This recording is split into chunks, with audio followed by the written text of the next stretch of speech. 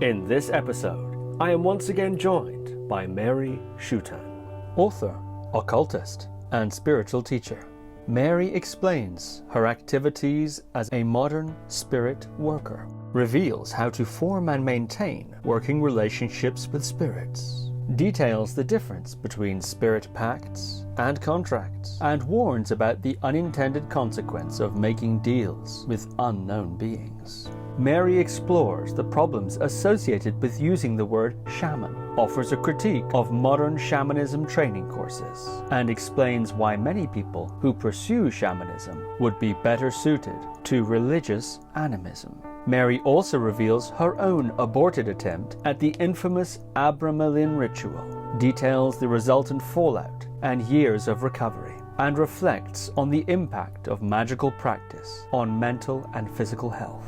So without further ado, Mary Shutan. Mary Shutan, welcome back to the podcast. Thank you for having me. Well, it's nice to speak with you again. And today we were discussing possible subjects for this interview. And the subject we decided to explore is your work as, and you, to quote you here, a modern spiritual worker. And I'll quote you a little bit more. You said, "It's an unusual job in the grand scheme of things, especially as I do not have indigenous lineage and do not associate myself with core shamanism either." So I think that's very interesting. And I wonder if we might then start with, what do you mean by a modern spiritual worker? What can you disambiguate that term?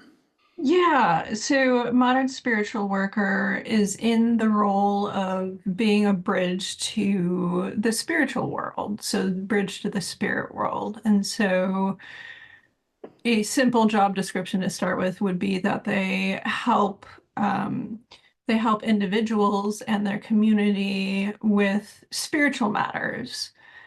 So that would be kind of a good place to start. There are a lot of differentiations that I could go into in the job, but as we were talking about prior in our conversation, that there are complexities to utilizing the word shaman. Basically, I don't like to use that word for a whole variety of reasons. But we can talk about very much what that word means, as well as why I don't like that word or utilize that word myself. Well, yes, let's do that. Yeah. So I find myself in a unique position because I do not have indigenous lineage. And I also don't find myself resonating with what is known as core shamanism or kind of popularized shamanism. And so I find myself in this place where at a very young age, I was initiated by spirits, particularly water spirits, to serve in a role as a spiritual worker or spiritual healer for individuals and for my community. But I found myself in a place where I am not indigenous, and I saw sort of the falsity of people trying to claim that lineage and how problematic it is for kind of how spirituality came to the West in this very colonized sort of way, and the impact that it has had on people who are doing spiritual work. And so the spirits that I work with very much were very clear about the fact that the other is not somewhere else. It is not in Peru. It is not in another country. It is not in another place. It is all around us. And so that in and of itself puts me at odds with like a lot of what is considered core shamanism, which very much has this history of colonization and colonized energies being a part of that word. The way that the word shaman was brought to the West, in fact, was through Dutch and Russian colonizers going to Siberia and interviewing the male practitioners there, so the shamans there.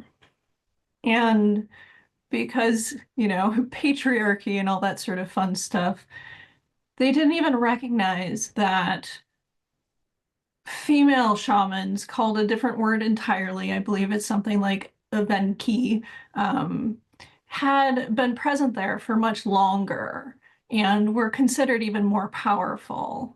And so we have this history in which this word was transmitted to the West. And even if we're talking about outside of Siberia, like even if we look across Asia, there's a different word for shaman throughout all of those different cultures and traditions. And so when I was starting to explore shamanism, I understood on a deep level that this was my calling, that this was something that I was intended to do. But then there were the complications of seeing the real issues with what was popularly presented as shamanism. And what I was doing was so much different than is popularly presented, even if it might be kind of the same words that are utilized. For example, soul retrieval. That means something entirely different to me than it does kind of in core shamanism. And also, I saw the considerable amount of pain that has emerged from this legacy, this sort of loop of colonization, where people's agency, their bodies, and eventually their souls were sort of taken from them through the act of colonization. And then the same people who colonized them through that act of stripping their power, essentially, would go back to these cultures and ask for their, essentially spiritual technology to look for their spirit or soul as well. And so I am of the opinion that the word shaman should very much be, um, outside of that specific, very specific tradition in that very specific area should probably die a pretty horrific death. And usually I'm pretty kind of neutral on a lot of things, but, and I can have empathy for people who are kind of looking for themselves through, kind of modern shamanism, core shamanism. I can understand what's going on there, but things go so much deeper than that. And so really today I would like to present how that is just kind of the tip of the iceberg in terms of what is possible in terms of this kind of work. That's very interesting. I wonder if you might say a little bit more about what core shamanism is and the sort of, I suppose, trend it represents or typifies, and what that has to do with, specifically in the case of this sort of shamanic trend, what that has to do with colonization and indigenous spiritual technologies, as you point out. I'm wondering if you might describe a little bit more about that, to differentiate it from what you're going to then say about your own work. Sure. So one of the legacies of this type of colonization was that works were then brought over to the West and to Westerners who were interested in them. But we have very heavy Christian conditioning and Christian mythology. In my book, The Spiritual Awakening Guide, I talk about kind of the conditioned layers of reality. And one of our sources of conditioning, whether we recognize it or not, is very much the Judeo-Christian tradition. Even if we, don't go to church or, any of that sort of stuff, and all those myths make up a very core, very deep aspect of our being. And so a couple of things happened. The first was that people who started bringing over the word shaman, instead of presenting it as an entirely different cosmology, what happened was that they presented it as like, for simplicity, I always joke and call this bad math, but they presented it as like 95% Christianity with sort of a taste of the shamanic cosmology on top. a good way to kind of differentiate this as kind of a beginning place is to say that in what might be termed a shamanic cosmology, humans are not at the center. We are a part of everyone and everything. Well, the Christian cosmology has very much the human being at the center and like everything sort of surrounding them, sort of arrows going into the human. And so it takes people a lot of effort, a lot of work, a lot of willingness to, a lot of awareness to break free from these pervasive myths that make up a very deep part of our being. And so a lot of people don't have the awareness to essentially decondition themselves from this belief that humans, we live in a human-centric universe, for example. Um, and so another thing that I very much could point to, which is a legacy of colonization, is that the people who brought shamanism to the West, who, people like Michael Harner and, who really created core shamanism, what was happening was that these anthropologists, psychologists were going out and going to visit shamanic cultures, shamanic tribes, and a lot of times they would find that they couldn't interact with the shaman themselves, that they were getting second or in some cases third-hand accounts, and we all know what happens if we hear about an event, a couple of people down. And the other effect that I talk about is that the people who created these schools, these institutions that that we are calling popular as shamanism, or in some cases core shamanism, they were not called shamans themselves. They were witnesses, they were observers. And the best way that I can compare this is saying that imagine you are somebody who watches a pilot fly a plane. Even if you do that for 2 years or 5 years, you going out and starting a school or teaching others how to be pilots when you've never flown a plane yourself is incredibly problematic. It is missing some of the nuances. And so very much what got brought to the West, not only in terms of shamanism, but we could talk about a lot of other spiritualities, very much has to do with those two factors. And so what has very much emerged as a legacy of colonization is this continual belief that the other is somewhere else, another land, another place, somewhere other than the present day and exactly where we are. Oh, and so definitions. Um, in terms of core shamanism, I will say that I took some of the curriculum and people who embody that curriculum, even though they were not outside of that sort of school. And here's the difficulty and the nuance is that I have met people and have been friends with people who have taught for such organizations, who have taken those courses, and they have been able to gain something real and sustainable through it. They have been able to access the other through it. In one case, there was a woman who I really admired who taught for core shamanism for a long period of time. She has now passed away, but there was no doubt to me looking at her energy and looking at her capacity, looking at her power, that she was a shaman. But what I found when I started taking these courses, and I did when I was 20, in my 20s, was that first of all, they didn't resonate with me. There was a sense of like kind of falsity that I needed to sit with because at first I didn't quite understand what that was. But primarily what I found were at that point in time 50-year-old women who predominantly made up the population. And so after thinking about this for a while, I recognized that these women had gone through a period of raising children, and now they found themselves, kind of freer. Their children were teenagers or adults.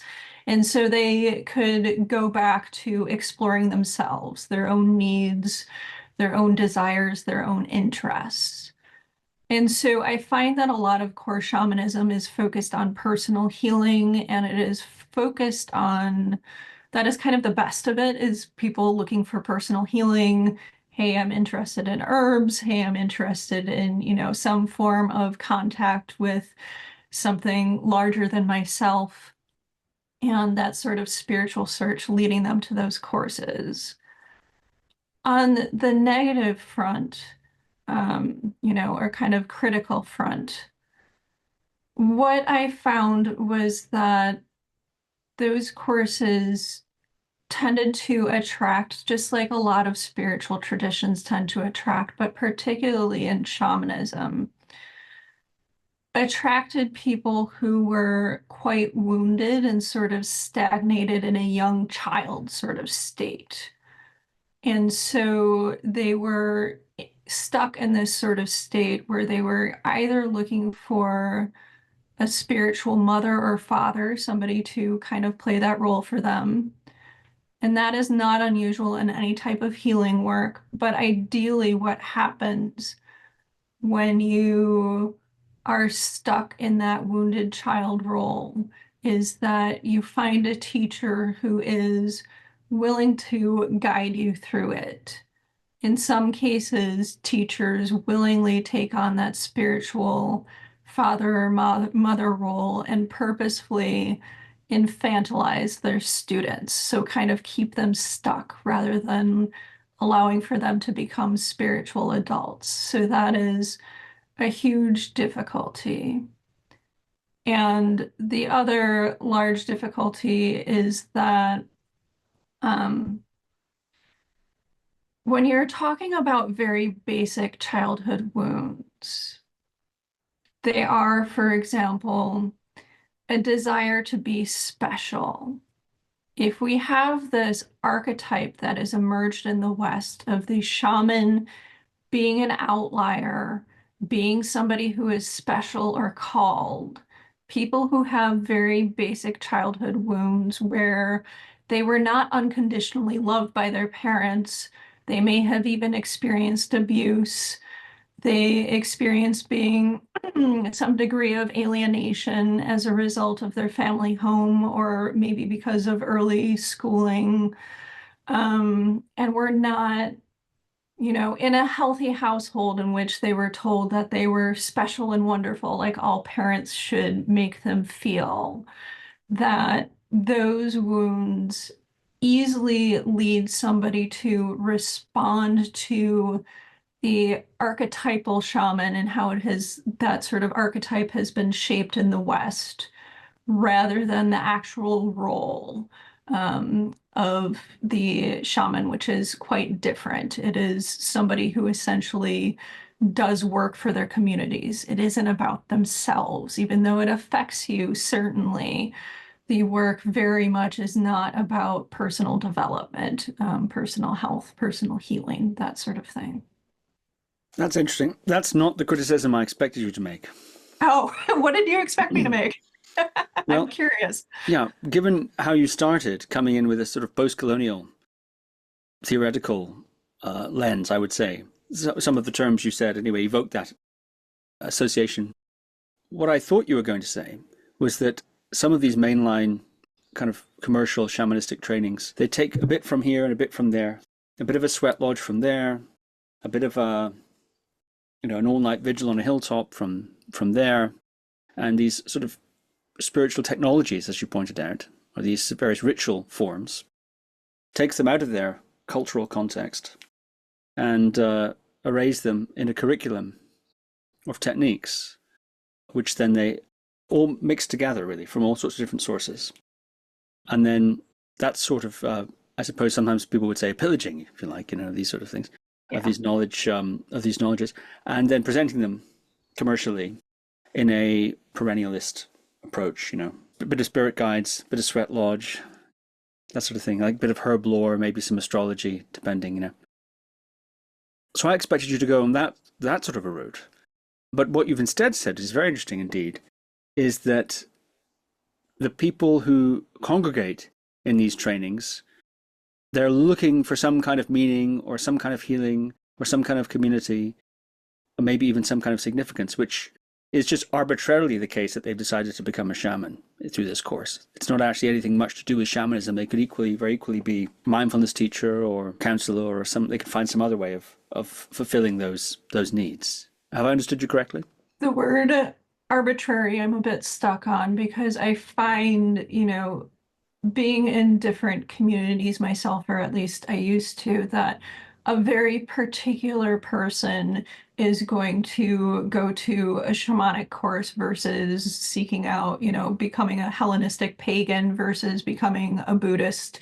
Those are going to be different types of people in many cases. And so the type of person that is attracted to shamanism is somebody who I think really is looking for animism. They are looking for the world around them to have some aspect of being ensouled, for there to be spirit in everything. And so it typically is somebody who is quite good-hearted, but they tend to be a bit naive.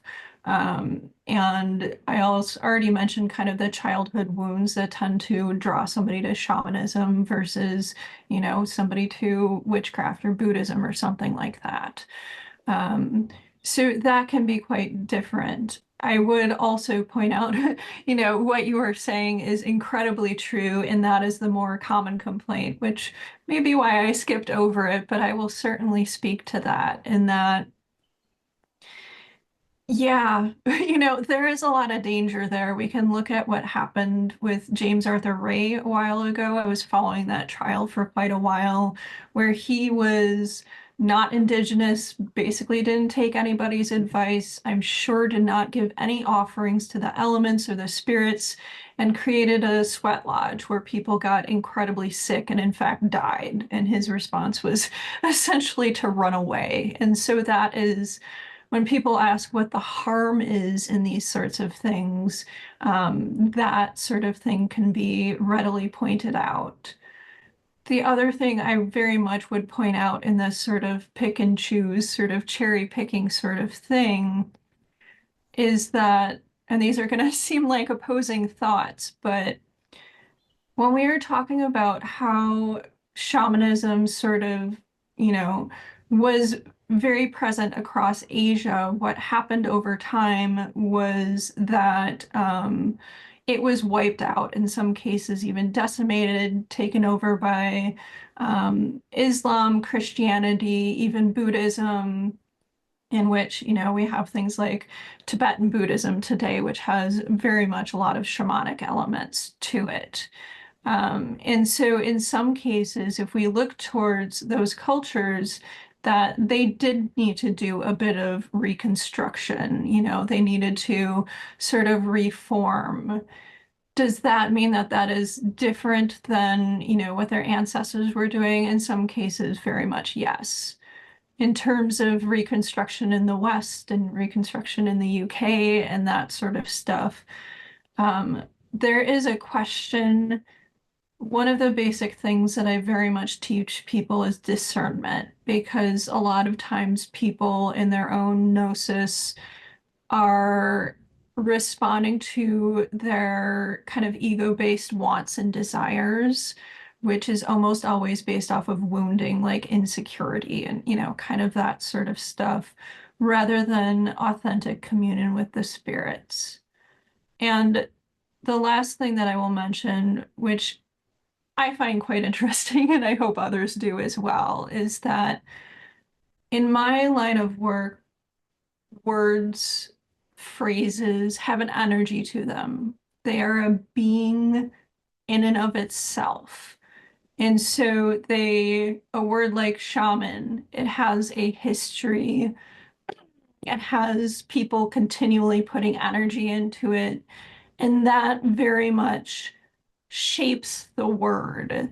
It can cause for it to vary quite a bit. And so if we consider the energies going into that word shaman, it is a lot of pain and righteous anger that comes from indigenous groups because, especially in the United States, we very much have this legacy of people coming in and swearing they were adopted by some Indian tribe that doesn't even adopt, people, and that people are doing things like sweat lodges and basically doing these things that are very holy to them without any sort of regard or, interaction with spirits and that sort of stuff. So there's an incredible amount of pain from that side that comes into that word. And then if we were talking about kind of pop culture shamanism, I find that when a lot of people approach spiritual technologies, there is, a lack of respect, a lack of regard, because it is by people who may not even believe in the spirit worlds or have any experience of spiritual reality. They very much may want to, but we have experienced such disconnection, such power loss and such like removal from nature, from the natural kind of ebbs and flow of nature, that there is an incredible emptiness there. And so that emptiness and that pain get very much transmitted into that word. And so the other problem is that, there is we do need to call something it's something so that people can, identify it. And so when I have been called a shaman, it isn't necessarily something that I argue with, or that sort of thing, even though honestly, I'd prefer to be called nothing at all, but if I were to choose a name, it would be spiritual worker or something like that. But I have, books called the Shamanic Workbooks that offer skills for anybody interested in doing this work. And I wrestled with that for a long period of time. But at the same point, it's like I needed to call them something that our mind already understands. So it's a difficult quagmire in terms of that. So Couple more questions while we're on this in this territory. You mentioned a pervasive mythic conditioning, Judeo-Christian, I think you also said, and that people are often not aware of that. So I'm wondering if you might identify some of those hidden, but I suppose pervasive pillars of that mythic conditioning, particularly the ones that may differ from the kind of cosmologies that you're thinking of when you use the word shamanic. yeah.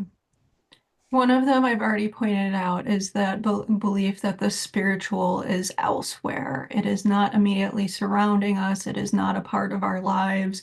It is somewhere in something else. This very much kind of correlates with the belief of like, heaven or, God being somewhere up there, so to speak. Um, there is also a very incredibly patriarchal element to shamanism. And so when you see people kind of rising into the field of shamanism, primarily the students are going to be female, but the leaders are going to be male. And if there is a woman involved, she is either going to be the wife of the teacher, so kind of mimicking that sort of pastor with a wife who has a lot of investment with the church and plays a large role, but is kind of to the side. She isn't playing an active role. She isn't thought of as having power. She doesn't have any power in terms of the title or the capacity of the church, sort of thing. And I would say that the greatest sort of legacy of things is that um, people go into these things with the ardent wish that spirituality is real, but the greatest sort of metaphor I can offer is that picture a giant ocean. And most people are on the beach of that, ocean where they're with their backs to the ocean. As much as they are participating in spirituality or spiritual things, they have not had the direct experience, which is a feeling, knowing, connected state rather than a mental state, or even kind of an active visualization sort of state to connect with that ocean yet. And then there are people who are like turned around or may have a toe in the water, which is, I think, generally where a lot of the pop sort of culture or shamanism sort of ends, is people like kind of with their toe in the water or maybe, their feet in the water, as opposed to somebody who's, completely in the water, the deep end of the water, which is where shamanism could really go. And so when I've been teaching for 20 years now, and when I first started out, I was surprised by the amount of fear that people had regarding the other. They thought it was going to attack them. They thought that spirits were dirty, whatever their sort of mythic conditioning from whatever spiritual tradition, organized religion they were from, was very much affecting them. I will say that pop, like that movies and TV shows very much feed into this as well. We can consider them as sort of propaganda. If we see enough movies with nuns with, blacked out eyes and stuff like that, it is going to teach us that the spiritual realms are scary and we should keep away from them. And so that was very much what I was, working with or dealing with, kind of the first 10 years. Even today, I still get a lot of it, is people believing that the spiritual realms are very much after them. Everything for them is about spirits attacking them or so in some way possessing them, after them, that sort of stuff. It has shifted over the last 5 or 10 years into people not believing in spirit at all, basically a movement away from organized religion into, um, I would say, an atheistic mythic culture. And so that in some ways is a bit more difficult to deconstruct with people rather than just fear, because somebody with fear, you can help them connect to some healthy ancestors or, a guide that is helpful, and they'll be like, or, the tree in their front yard, which is one of the first things that I have people do, is to recognize, oh, there's a tree here. I can commune with it. It is right here. It is not, in the Amazon somewhere. It is right here. I can connect with it. But this sort of atheism or disregard or even contempt for spiritual reality, I've seen so many spiritualities gain popularity over the last 10 years that are very just, oh, that's just Maya, that's stupid, that's, somebody shouldn't be interested in that. And what I very much see in that, as somebody who does this work and somebody, has contemplated such things, is this further and further disconnection that we are experiencing from the land, from our souls, from one another, kind of in the name of spirituality. So those are some of the biggest differences. I've heard sometimes differentiations made between Judeo-Christian cultural conditioning and also modernity as its own sort of influence in terms of conditioning, in terms of setting people's assumptions about what they're going to see and experience and all that sort of thing. I wonder if you've, in your own thinking, parsed those. Do you see them as part of one continuum, one naturally leading to the other, or do you see them as different forces? And in particular, if you see any kind of pervasive mythic conditioning coming from modernity. I do. I would say that I see them as separate forces, but separate beings in my lingo, but they very much combine in a lot of ways. So they sort of twist together in some sort of ways. They're in relationship, basically. And so the biggest shift that I've seen is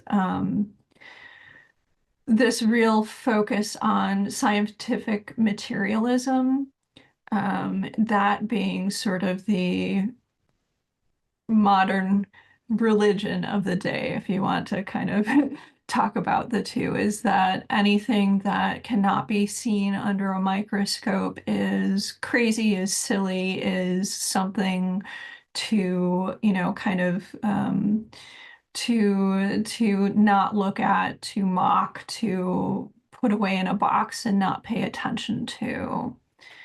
In some ways, that has always been with us, but with more recent happenings, again, over the last 5, 10 years, we've experienced this incredible fallout that's been happening for generations. It's sort of just gained speed of this separation that we've had from spiritual reality and from nature. And, we could very much consider COVID spiritually to be the physical manifestation of our alienation, our separation from pretty much everything. Um, and so we are experiencing very much as a disease of modern times, excuse me, this incredible separation, this incredible feeling of desolation, alienation that is pretty pervasive, and it's incredibly harmful. And that feeds into not only spirituality, but what spiritual books become popular, what self-help books become popular, what movies become popular, all of that sort of stuff. It pervades sort of all layers of our culture and our current state of being. And do you see that influencing this trend of, if you want, sort of modern day mainline commercial shamanism? I do. In some sense, I always have. In some cases, it has taken on a little bit of a new twist with people, instead of very much fearing the spiritual world, fearing the other, going way beyond a healthy fear or skepticism of the other into a feeling of complete disconnection and alienation from everything, including the other, including the spirit realms, to the point where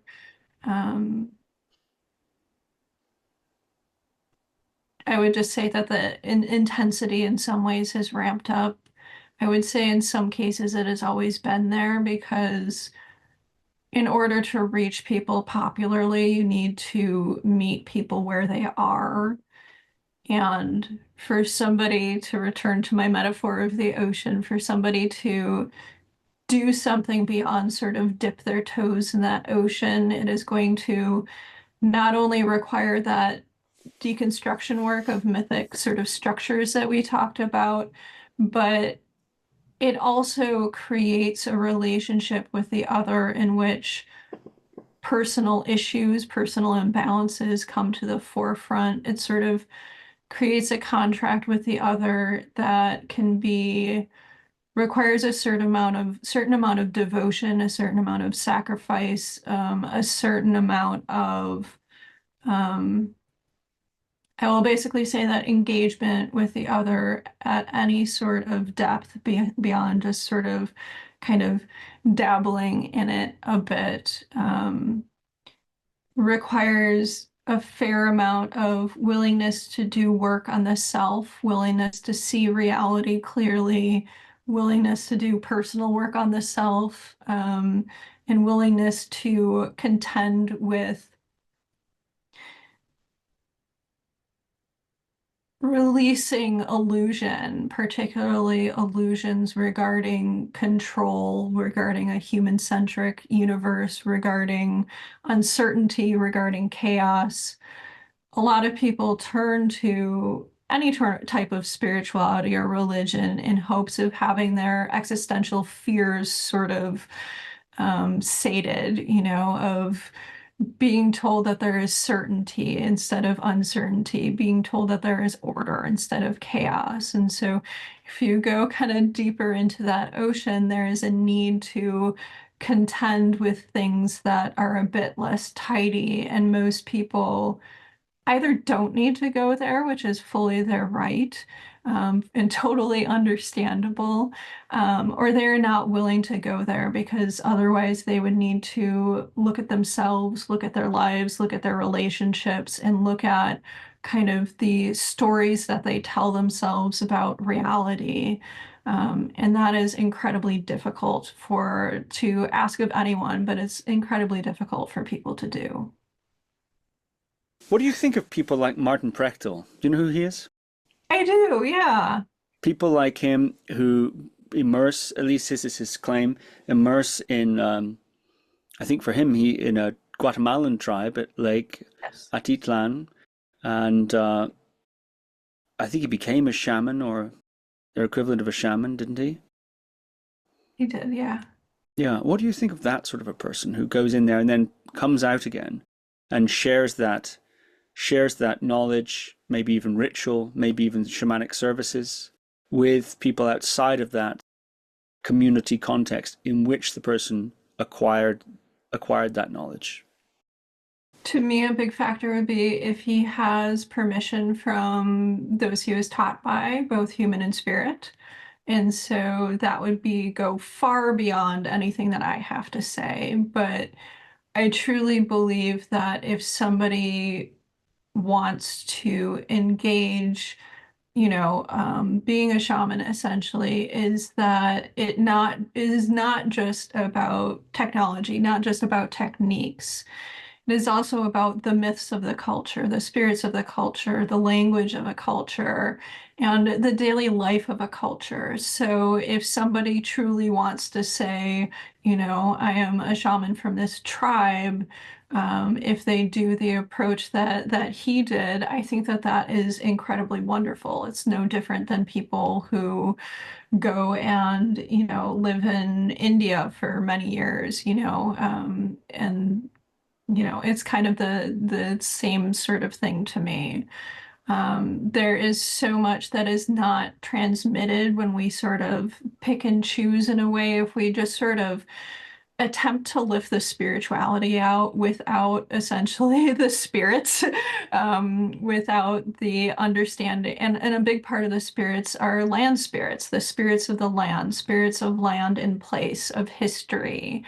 So, but if you are somebody that knows the history, the language, the myths, the daily reality, and you have permission from the spirits and your physical mentors, like, sure, why not?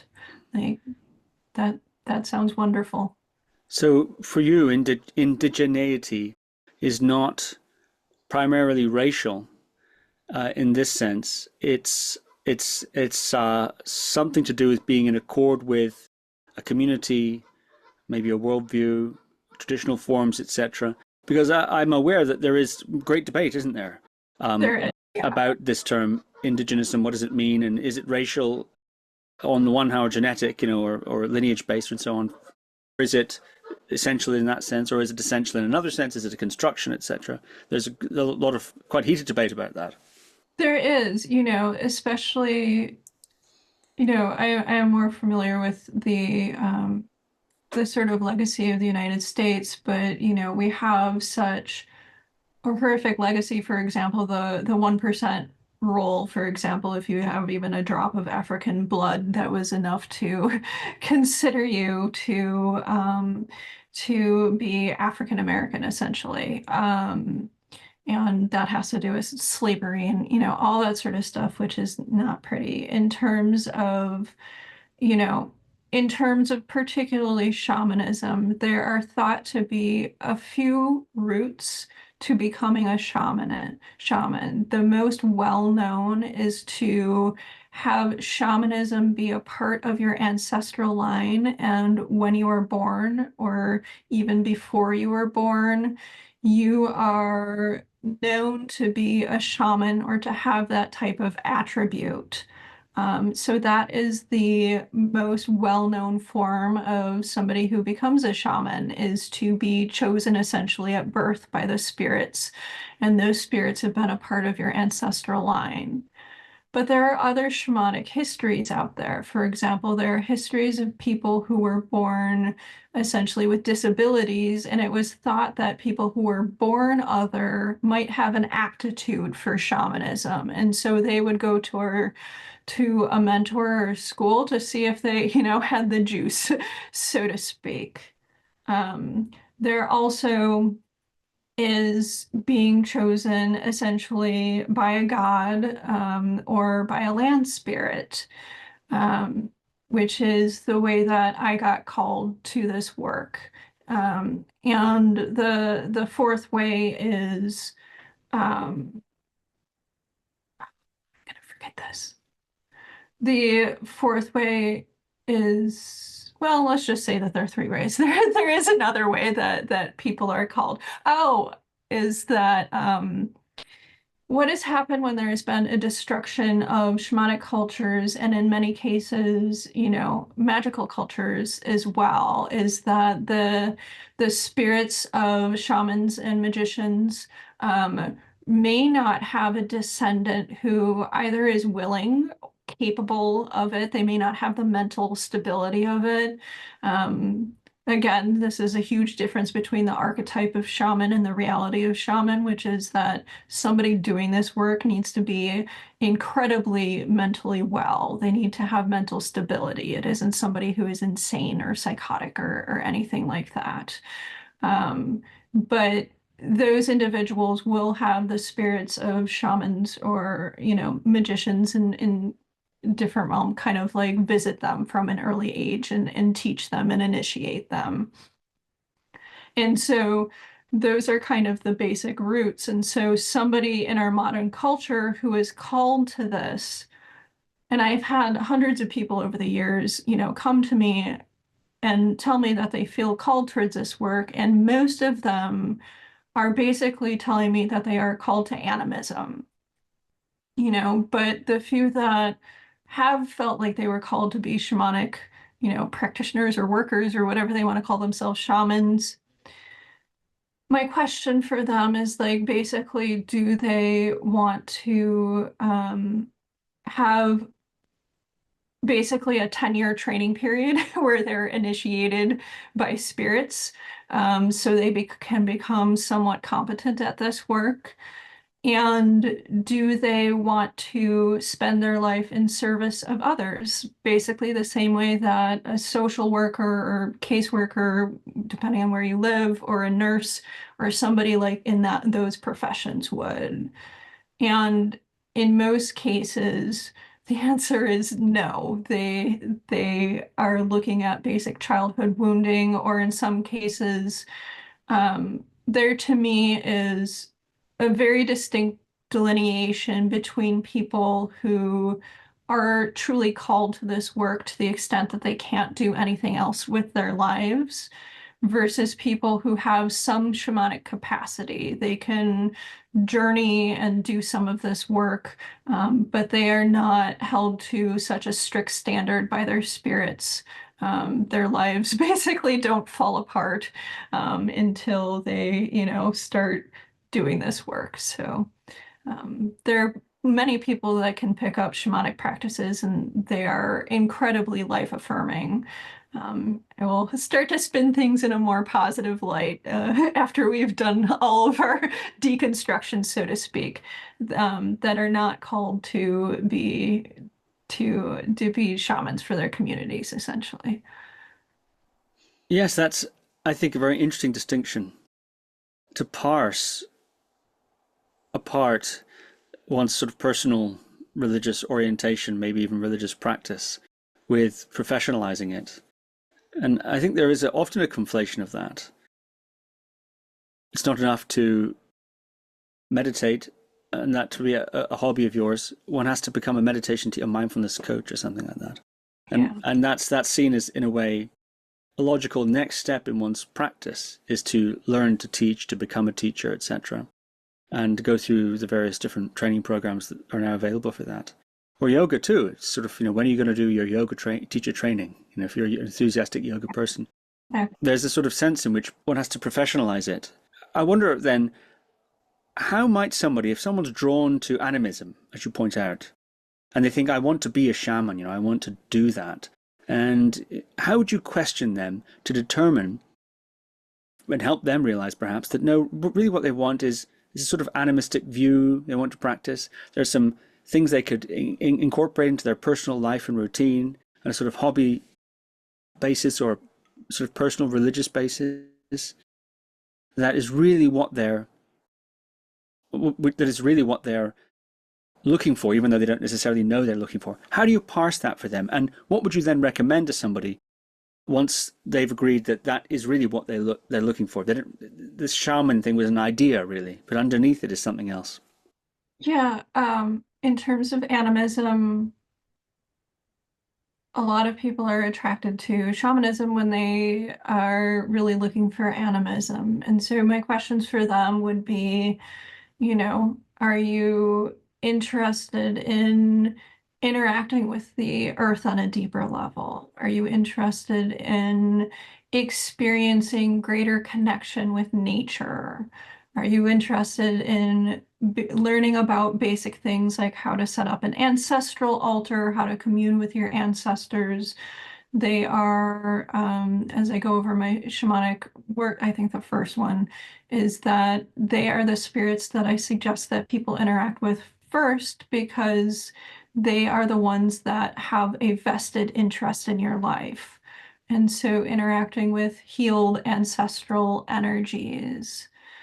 A lot of times, what people are really looking for, what they are saying is like, hey, I have an interest in nature. I have an interest in opening more to something beyond myself. Can this help with that? I'm interested in learning how to clear home, or some basic facts about herbalism, stuff like that. All of that sort of stuff is very animistic. It is looking at the world around you and experiencing a type of connection, particularly to nature, but really to anything. And I think a lot of people are in that place where animism, no matter what path that they're on, that animism could really assist them in that, in kind of basic personal healing, maybe doing a bit of ritual work, a bit of blessing work, and, feeling more connected to the world around them. So those are the sorts of people that very much, and that includes a huge amount of people that I would gear towards animistic or animism work. That's very interesting. Okay, let's pivot, shall we, to your work then as a modern spiritual worker. I wonder if you might say a bit about what that looks like in a sort of day-to-day basis. But also, it seems core to it is this working with spirits. And I wonder if you might say something about that. Who are these spirits? Are they local spirits associated with a particular place? Are they ascended masters, ancestors, animals, archetypes, ETs? Yeah. of the sorts of things people connect, say they connect to and channel, etc. What does that relationship look like? Who are these spirits? And how does it affect the way you operate? So I will say it can vary from spiritual worker to spiritual worker. In terms of my personal practice, I do work with spirits, so I work with some ancestral spirits. But the biggest thing that I work with are the elements. In particular, for me, I work with the water element. And so, although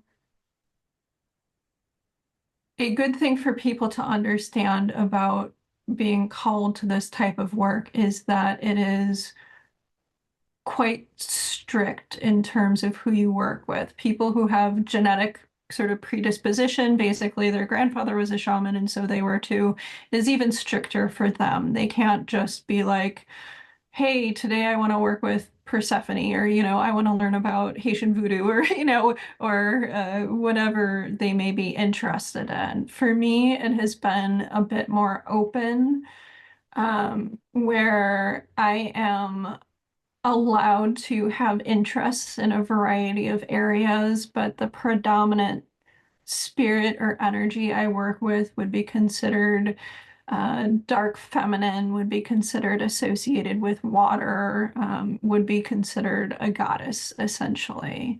And so that is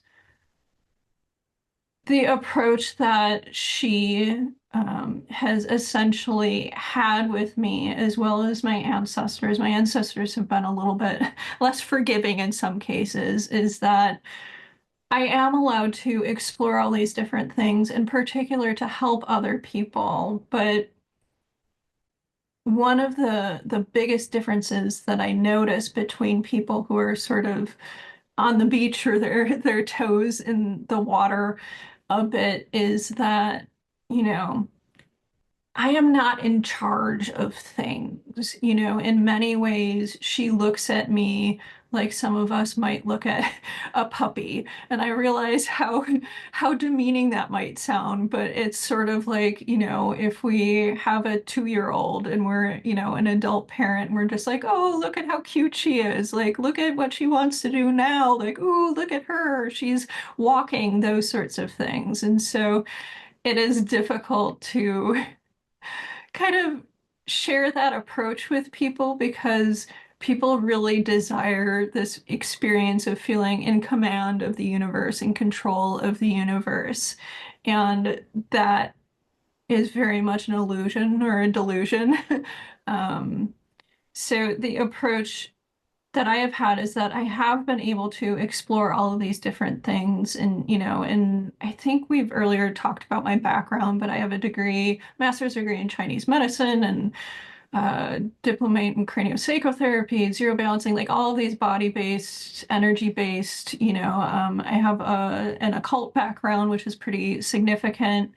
Um, and so for all of these things, she has been present and has allowed for my existence to sort of expand and explore. But the older I get, the more those things sort of fall away, until there's sort of a purity to oh yeah, you've been here, and I first encountered you when I was an infant. I first knowingly encountered you when I was 5 or 6, so basically, that my ramble was that things get much simpler as I get older, and I recognize that my whole path has been about what might be called the dark feminine, and the sort of current and energies that go along with that.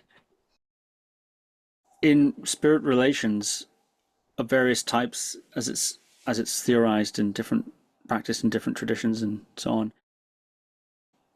there's making contact, and then there's managing the relationship, and sometimes maintaining the relationship, perhaps a better way of putting it. And sometimes, as you point out, in your case, it seems the contact was from the other side to you. You didn't seek out, you didn't evoke or invoke or bring into a sort of triangle or something, as is done in occultism, or call to a puja, as is done in certain tantric rituals and so on. You didn't call them, they called you, sort of thing. And then managing the relationship, sometimes what's needed is, what's prescribed is various ritual offerings of symbolic or imagined offerings of food and smoke or that sort of thing. Sometimes relationships are maintained like that. I wonder if you do anything, or if you need to do anything to sort of propitiate the spirit. And also, I wonder if you might say something a bit about this having been chosen and or approached. Yeah. So I am somebody who, for the most part, spirits and energies have come to me. What happens when you are spiritually open to the other, when you have like one foot sort of in this world and one foot in the other, as a lot of people sort of call it, is that spirits of all sorts of types are attracted to that, because they know that you can see them and sense them. And so for example, for many years, one of the main ways that I was taught experience initiations, gathered knowledge was through my dreams. And so in some cases, that was totally wonderful, if a bit exhausting. It's like I'd like a good night of sleep, not to be on, not to have a meeting, essentially. But in some cases, in particular, when I was learning occultism, is that you do rituals in which it is essentially like picking up a phone and, dialing a phone number in the hopes that they will sort of pick up. So I can appreciate that approach, and I'm glad I've learned that approach. But for the most part, what I will say in my experience is that in terms of spirits who have come to me, if we were talking about lower level spirits, basically, I call them former humans because, instead of saying ghosts and that sort of stuff, mostly they've wanted help or support of some variety, psychopomp, helping them to move forward, helping them with pain. Similar as to my physical human clients who call me, they're looking to, ease their suffering a bit. Or they may just be interested in why I'm essentially a nightlight. For spirits that are essentially what I would call more middle stream spirits, they do require some form of offering, food offering, time offering, prayer offering, smoke, some type of offering like that. Either that or this goes, pretty deep down the rabbit hole, but some spirits will want to essentially create a contract with you that they will work for you or with you for a period of time. In particular, obviously I'm a nonfiction writer, but when I was younger and even to this age, I've also been a painter, a poet, and a fiction writer. And so in particular for some of my artistic endeavors, there have been contracts with spirits. I taught a 2-year shamanic course. I'm not going to teach that again, but I took 2 groups of students through that. And I had a contract with a specific, what might be considered an ET energy for the length of that course, where she would essentially look out for me, look out for my students, and also tell me kind of, what to do, how to set up the course, essentially. But if we are talking about upper stream spirits, like I talked about, kind of a water deity, that has been my main spirit.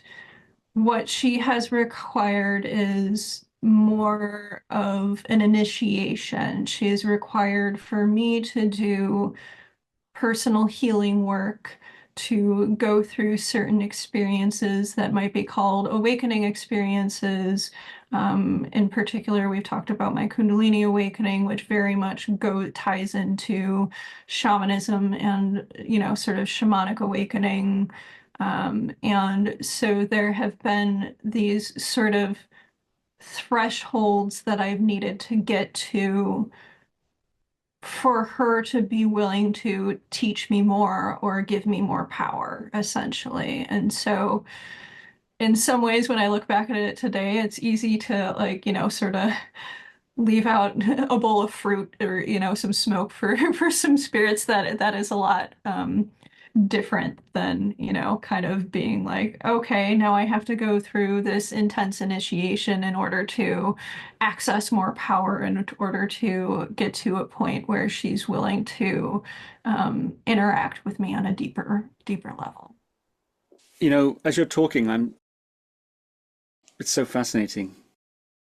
2 issues that are often warned about in this sort of a situation are coming up, and I'm curious what you think of these in this context.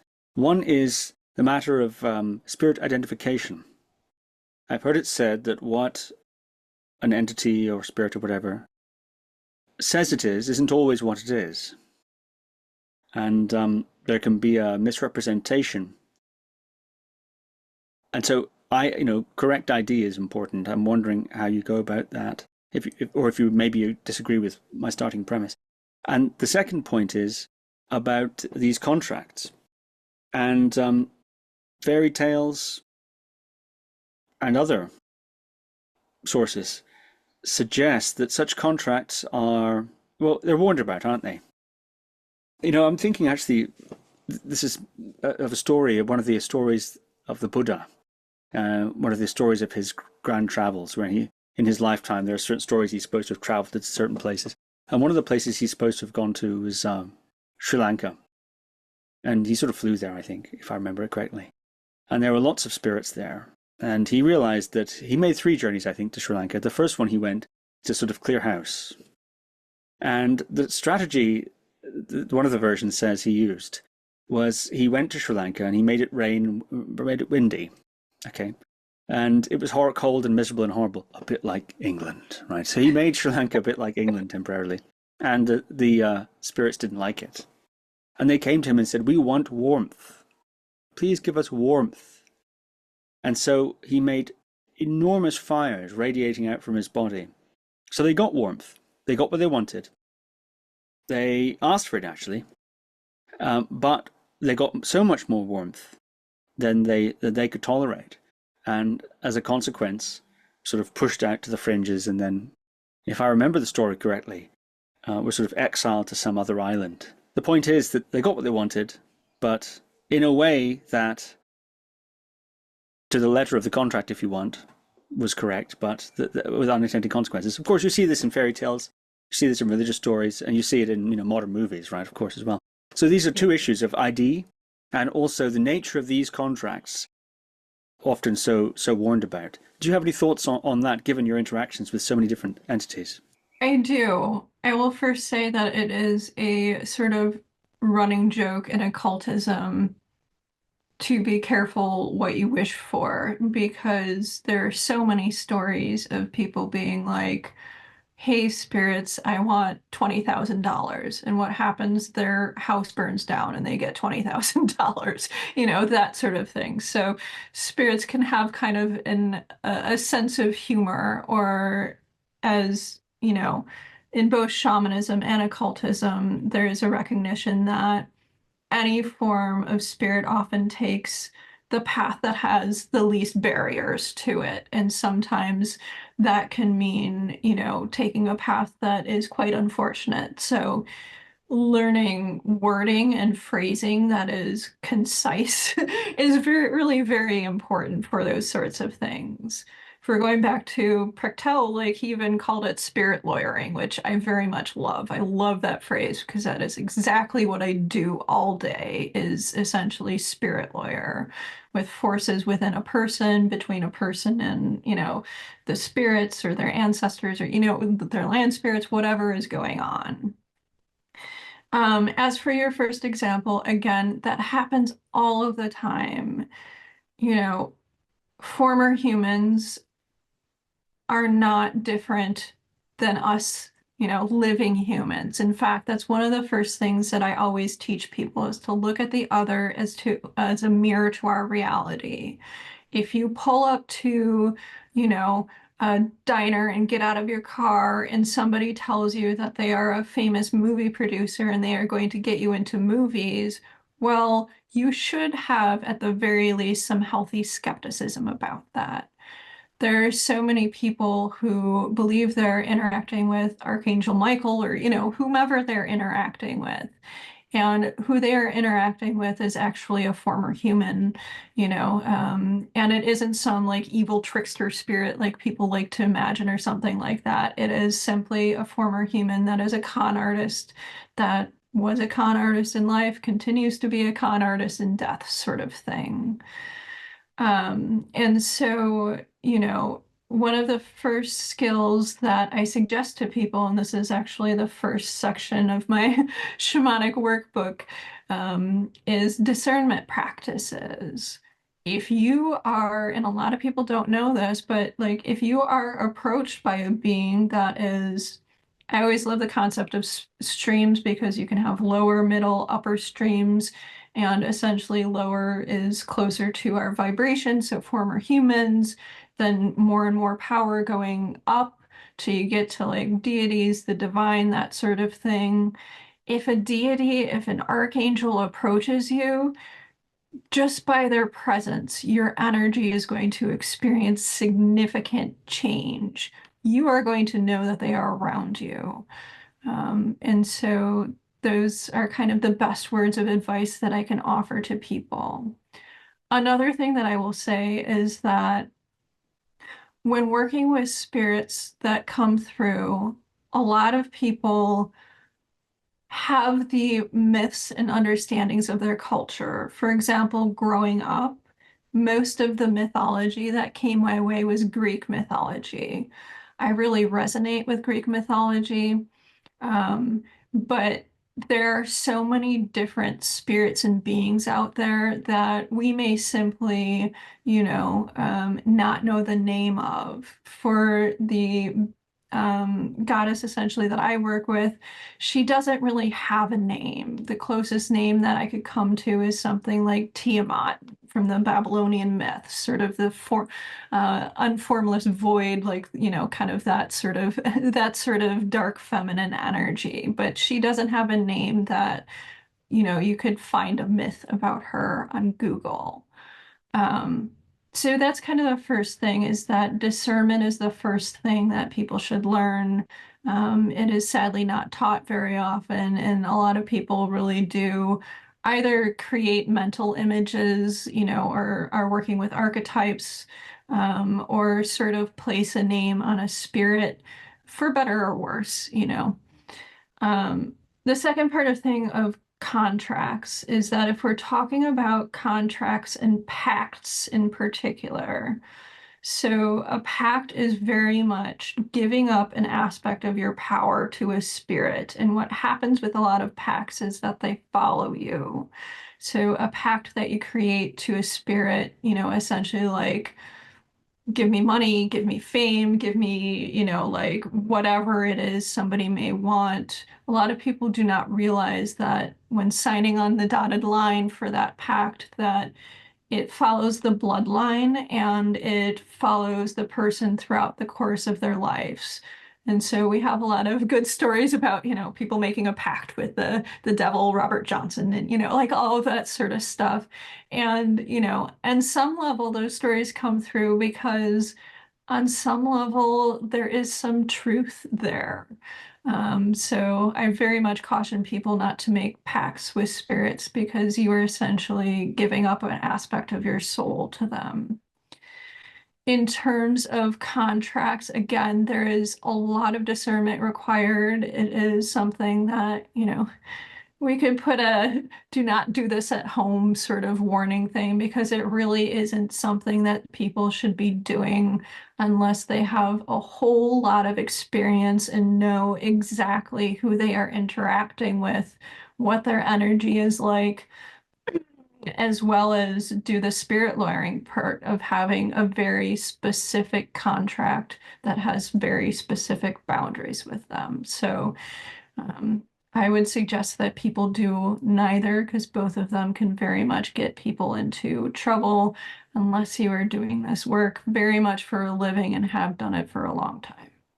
And the difference between a pact and a contract is?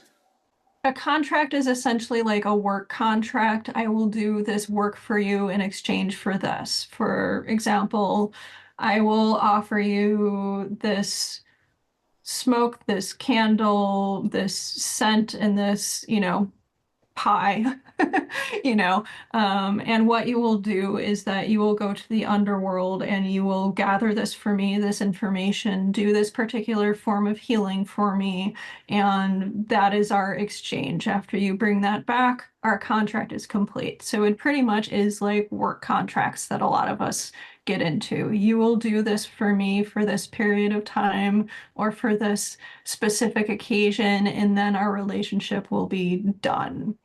Or in some cases, exactly like work, that contract can be extended, or it might be somebody who you might regularly rely on for contract work. For example, I work with a spirit that is very good at gathering information from what we might consider kind of the elemental realm. That is not an area of my expertise whatsoever. But what he is able to do is go into that realm, gather information for me, typically for a client, and come back and convey that information. And, then I give an offering to him, and our sort of contract is complete. And I'll call him again if somebody's, uh, has a house where their dog keeps on barking at nothing and everything keeps on getting knocked over, sort of, which is very fairy elemental, sort of thing to have happen. A pact is, in particular, kind of a deeper spiritual. I don't want to use the word contract, but it is a very deep spiritual. You are basically giving up an aspect of yourself, an aspect of your soul. You are basically, in some cases, having a spirit marriage with a particular spirit and saying, I am in alliance with you. You are going to be forever bound with me. I offer myself, I supplicate myself to you, and I will deny all other spirits for you, sort of thing. And this typically has bigger offerings and is typically done kind of sometimes how we see in movies. I will say that I am rewatching Buffy the Vampire Slayer, which was, and they get pacts right a lot of the times. Here's some huge monster, and once a year they are going to offer that monster something, and so they can have wealth and, privilege and or more spiritual power or energy or something like that. So pacts tend to be a lot more dangerous. And they create a sort of mark on your soul where contracts don't really do that. I'm very curious to ask you a bit about the spirit lawyering. But it strikes me actually that your extensive background in ritual magic is, maybe this isn't the case, but is informing quite a bit of these frameworks. I hear you talk, it puts me in mind of Western occultist invocation rituals and this sort of thing, Goisha.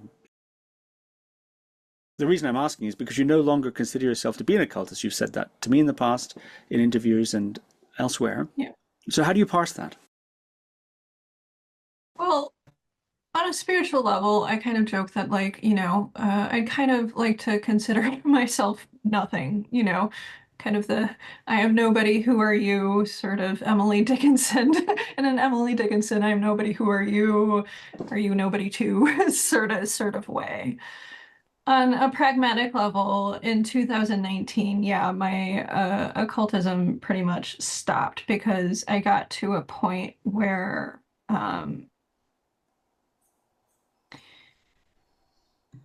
how do I frame this? In 2017 to through 2019, I was in this place that is commonly referred to as the voids, essentially. And what that means is that I had gone through a period of spiritual awakening where I had released and disidentified with my ego, whatever phraseology you want to put onto it. But there was still a bit of me sort of hanging on. It's sort of like the voids are sort of like a way station. I kind of jokingly call that, is like where somebody has this experience of awakening where they find themselves, their eye disappears, or, kind of whatever, however you want to phrase it. And I was in this space for a long period of time. I do find that this is a common space for people to be stuck in because there was a part of me that was still hanging on to knowledge, first of all. I am somebody who has read all these books. I have all these certifications. I have all these degrees. There's a part of me that still was very much hanging on to that and was fearful of letting that go. And there was a part of me that was fearful of everything collapsing, because if you go beyond this point, that is essentially what happens. It is sort of like, I kind of compare it to being in a spaceship by, a black hole, and there's a part of you that is afraid of, being sucked in. That was essentially the experience that I had where, and a lot of people do really get stuck at this point. I talk to people every day who get very, very stuck here. And so I was here for about 2 years. I had in like 2015, 2014, stopped going to workshops. So kind of stopped chasing gurus and going to meditation retreats, going to body work retreats. And what happened in 2019 was that I decided to go to this craniosacral workshop with the thought that um, it was the last workshop in the curriculum. I had studied with this teacher for a long period of time. One of my friends was going to be the TA. And so there was a part of me that really wanted that sense of completion and knew that I was heading for a place in which a significant part of myself would essentially die. I was also getting mixed messages at that point because my ancestors were very much, the ancestral spirits I work with very much were telling me not to go, that it would be a bad idea to go, that I didn't need to go. And then I talked about kind of the goddess energy. She's like, basically, it's going to be a terrible experience, but you can go. And so, in kind of like that, talking with a, 4 or 5 year old sort of way, like, it's going to be a bad idea, but why don't you do it and figure it out yourself? And so when I went to this workshop, I experienced, my teacher is a lovely human being. I learned a lot from him, but at that point in time, he was going through a divorce, so he was quite distracted. Another TA didn't show up. It was quite an intensive week-long experience where it was essentially multi-hands work, where multiple people had their hands on their body doing spiritual work, doing energy work, doing craniosacral therapy, all at the same time. And what happened to me was that I emerged out of that workshop in a state of pure terror. And that terror sort of followed me for about a year or so. And what I learned eventually was that this was kind of the last part of myself that was completely terrified about stepping into bliss, stepping into kind of being sucked into that point, that collapse where it goes into that sort of point and then, kind of offers you this sense of, the spirit in my lingo, not my lingo, Ramana Maharshi's lingo, the spiritual heart opening. So an experience of stillness and pulsation, where you experience kind of a cosmic womb sort of energy. Anyway, this is a long spiel, but basically at that point when I emerged from that workshop, I knew that the craniosacral therapy part of myself had died, the Chinese medicine part of myself had completely died, even though it had been sort of limping along for a couple of years. And I realized that for the past couple of years, I had been forcing myself to do this ritual work, not out of a sense of this feels like something I'm called to, but I felt like I need to do these specific things to have a sense of completion, to say I am somebody who has finished, who has done the bornless or headless rite. I am somebody who has gone through the process of experiencing Abramelin, ritual. And so when I was willing to let that go, my energy structure sort of collapsed and went into this profound stillness. And so, on a less profound level, what I will say is that I realized that all along my purpose was essentially shamanic work. And I learned a lot through occultism, but on two levels, I can respond to things. The first is kind of a joke that if I ever have to look at another correspondence chart again, I will, tear all my hair out, sort of thing, because that's what occultism is. It's all these, times and dates and planets and, all of this sort of stuff you need to follow. But I very much realized out of this experience that I had experiences at a very young age of this dark feminine force, and that everything else was just sort of clutter and chaos. And so when I recognized that, I was able to go into that sort of single pointedness and start to emerge more and more into stillness and experience of kind of divine pulsation, spiritual heart opening in terms of awakening.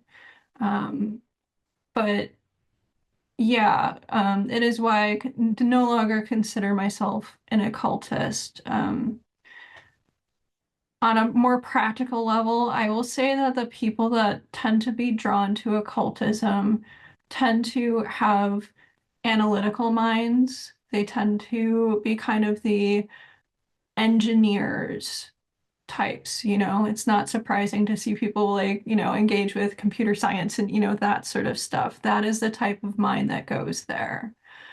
And the best way I can describe the difference between a magician and a shaman, even though there certainly is crossover, and I can talk about that as well because there is considerable crossover, is that I've always loved this imagery of a hedge and that idea of the hedge separating us from the other.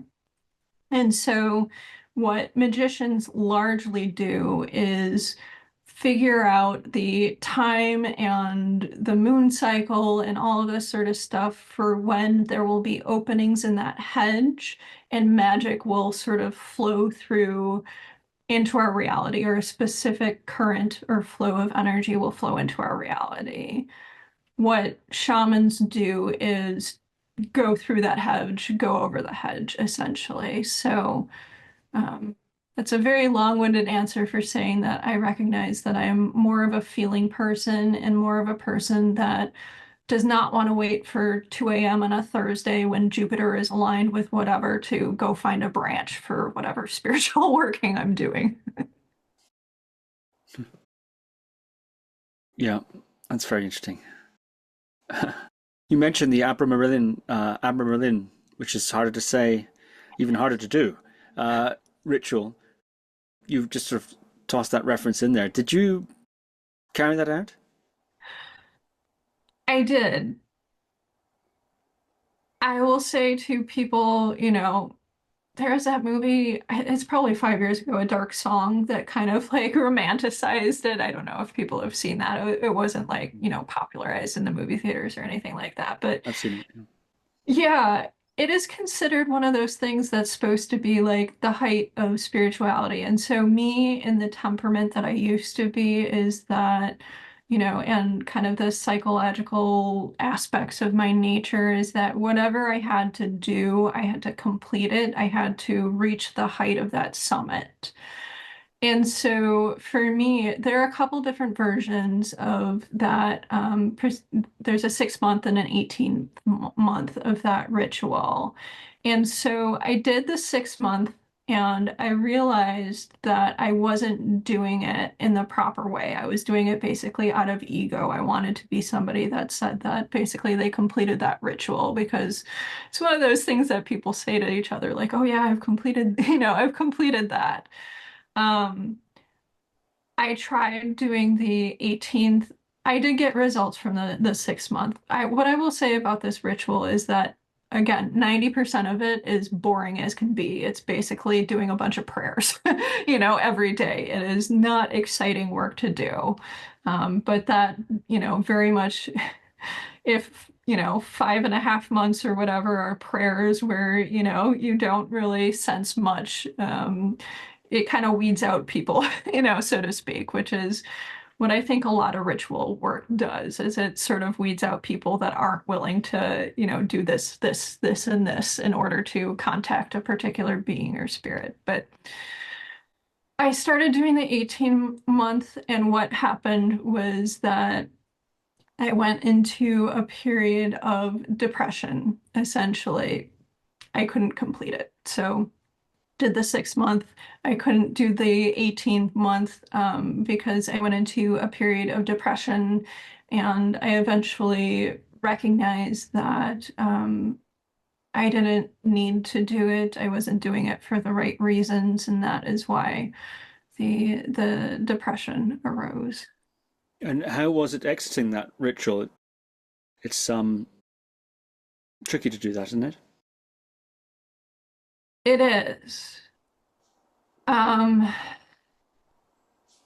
I had to find somebody to assist me. And so basically, how I got out of it was finding a very competent spiritual practitioner that was also an occultist at the time. And I went through about 3 years of psychotherapy. So that is essentially how I got out of it. Out of the ritual. Yeah, out of the ritual is that not only did I need to have a couple of sessions with somebody who is a very accomplished occultist to be able to get out of it, but I also needed to, what people don't recognize about magic and about rituals is that it brings forth things within you. That is essentially how a lot of magical ritual works, is that it very much highlights in your outer world what isn't working, what isn't aligned, but internally, it just brings up a whole lot of stuff. And this can be incredibly destabilizing for people. It can cause for people to go into things like psychosis, depression, like I experienced, panic, all sorts of these different experiences. And so, what I not only needed was somebody to help me be able to kind of close that off on the spiritual end, but then I had to deal with sort of the chaos of essentially, um, having what I'd call like a partially exploded bomb within me. It was one of the few times that I have truly worried for my sanity, and it was something that I did to myself. And it is incredibly unfortunate. But out of that, you know, I don't treat everything in life as if it is a learning experience. I truly think that some things just happen to us that are incredibly unfortunate. And that was one of those things that happened to me that was just incredibly unfortunate and destabilizing. And I genuinely needed years of therapy to unpack the psychological damage that it created in me. I imagine that would take a very particular type of psychotherapist. It is. He's great. I still go see him sometimes just because he's totally open. He's one of those people that it's like, it's not my thing, but, we are able to talk about, basic things, first of all, what was coming up for me, ways that I could be more stable, kind of like typical therapist stuff.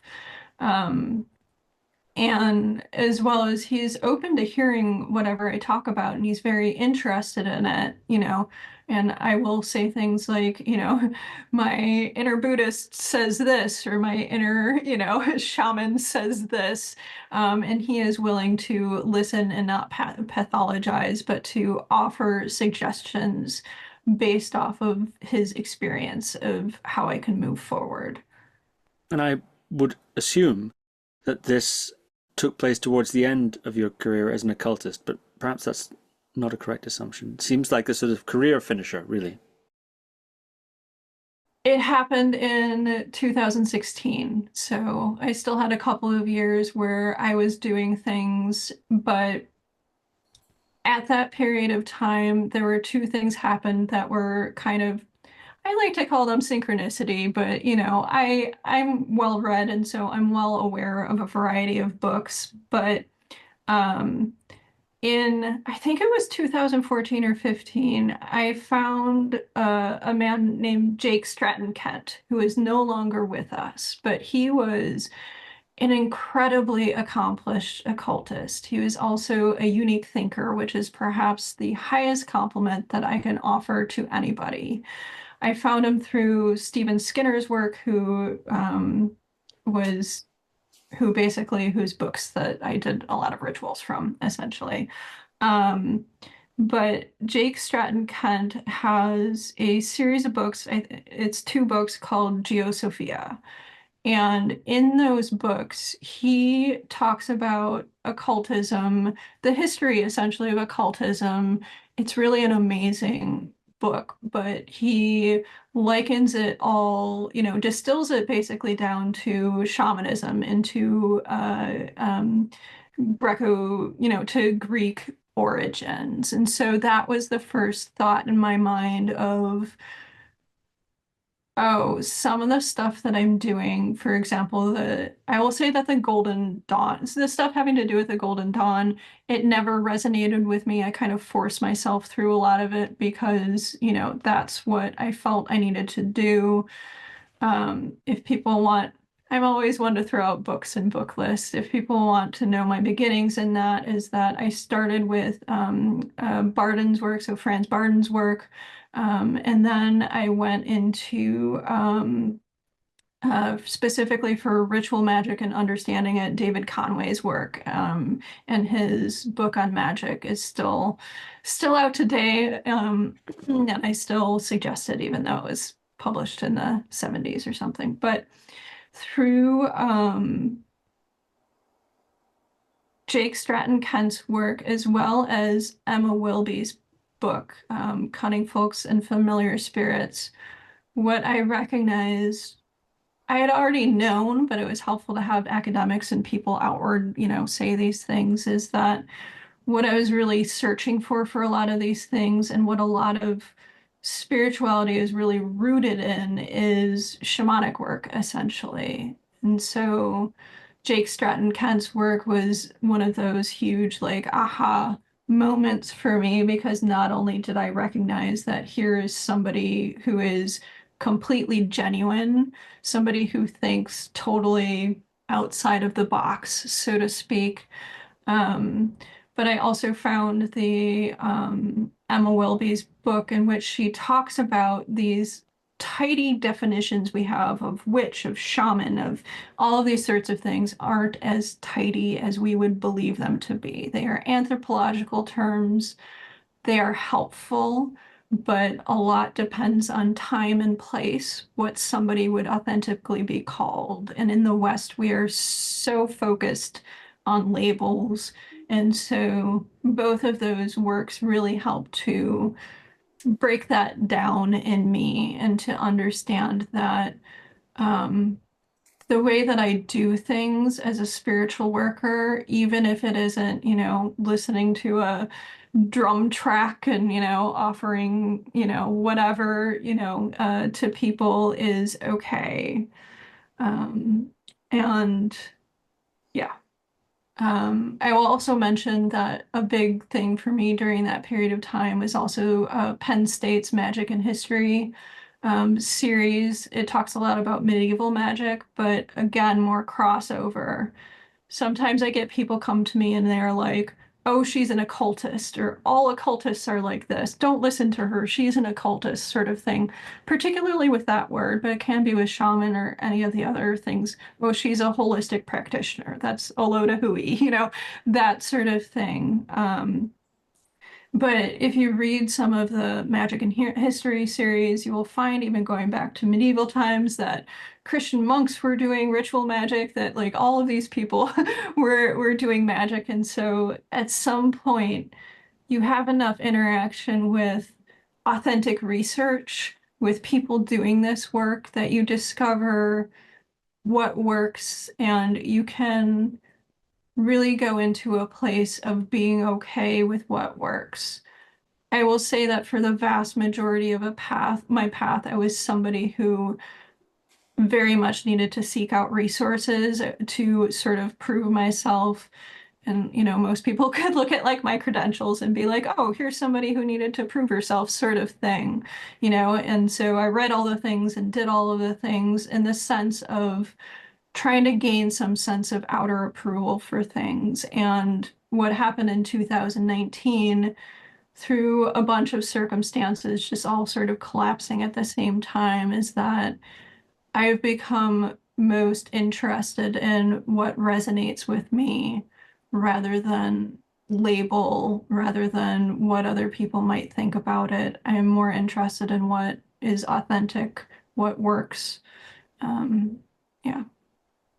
Well, I think this might be a good place to bring our conversation to an end, but I haven't asked you about spirit lawyering. So I would propose another installment, if you can submit yourself to this sort of interrogation in a fourth time. Perhaps a sort of casebook of a spirit lawyer, something like that, I think would be very interesting. Talking a bit about maybe some case studies and how you operate in this sort of working capacity, dealing with other people's issues and so on that they bring to you. That would be, I think, very interesting indeed.